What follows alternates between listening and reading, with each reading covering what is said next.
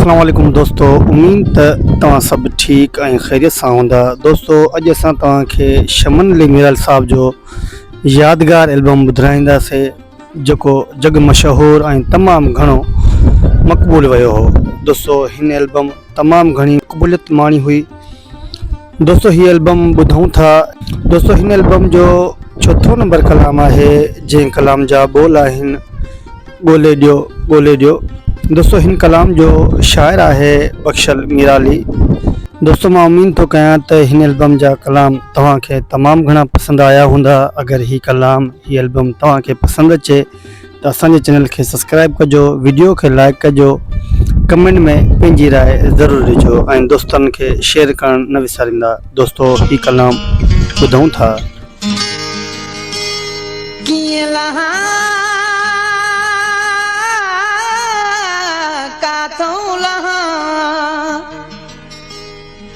गोले पाजो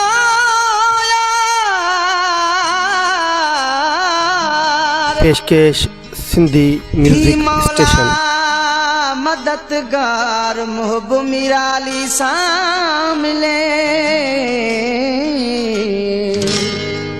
गोले जो सुनो मुखे गोले जो ओ मुंडा यारो अचो मुते क्या सुको कयो गोले जो सुनो मुखे गोले जो ओ मुंडा यारो अचो मुते क्या सुको कयो दिल पर बिना है तेरे कोई ना है मजो सच पूछो मुझो जी छुरे तो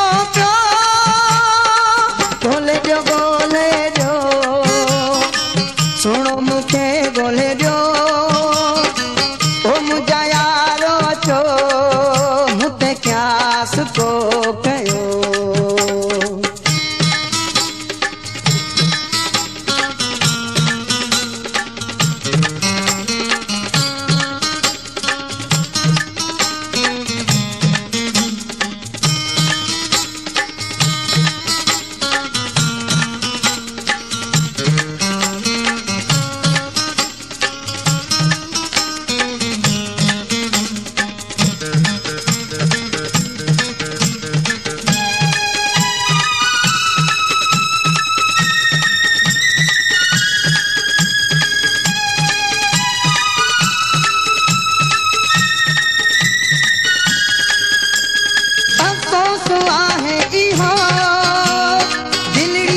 खस जीवेई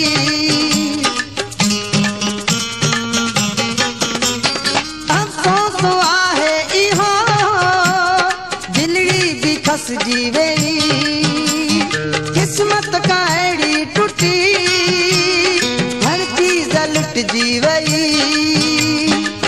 मोड़ा बाकी बचा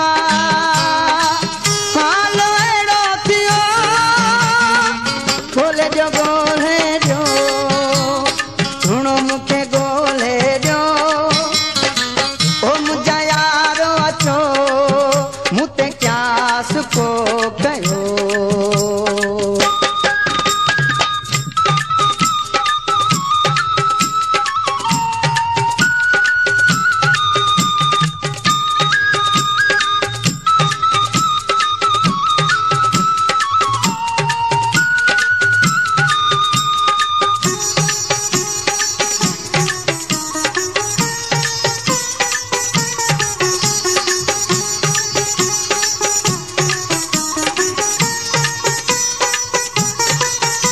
शिकारपुर सखर खैरपुर ऐं लाड़काणो शहर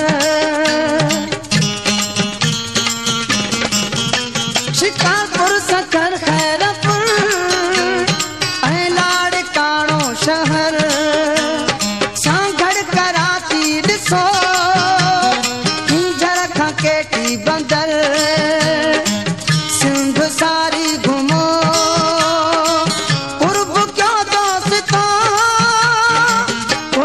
गोले जो सुनो मुखे गोले जो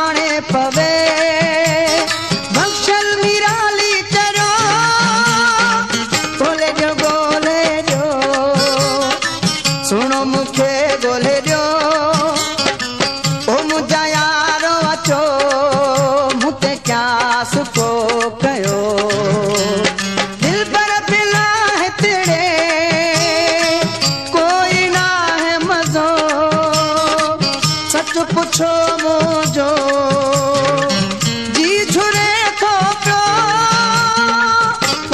गोले जो सुनो मुखे गोले जो पेशकेश सिंधी म्यूजिक स्टेशन। मुते क्यास को कयो। दोस्तों मां उम्मीद कयां थो त ही एल्बम ही कलाम तव्हांखे तमामु घणा पसंदि आया हूंदा। अगरि ही एल्बम ही कलाम तव्हांखे पसंदि अचनि त दोस्तनि ॾे शेयर कजो, वीडियो असांजी खे लाइक कजो, कमेंट में पंहिंजी राय ज़रूरु ॾिजो। दोस्तों असांजे चैनल खे सब्सक्राइब करणु न विसारींदा। पंहिंजे भाउ नेक मोहम्मद सिंधी म्यूज़िक स्टेशन खे इजाज़त ॾींदा। ज़िंदगी रही त इंशा अल्लाह ताला अॻे वीडियो में गॾु।